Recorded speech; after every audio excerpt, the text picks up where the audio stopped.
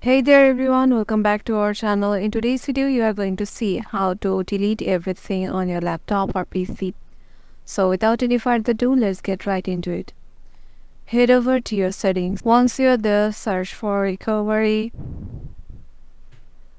options. Here you can see an option reset this PC. So click on get started.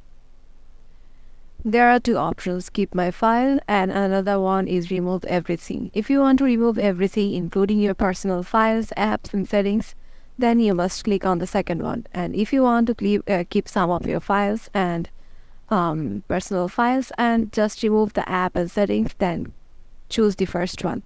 And yeah, that's it. You just have to follow the rest of the procedure one by one. That's it.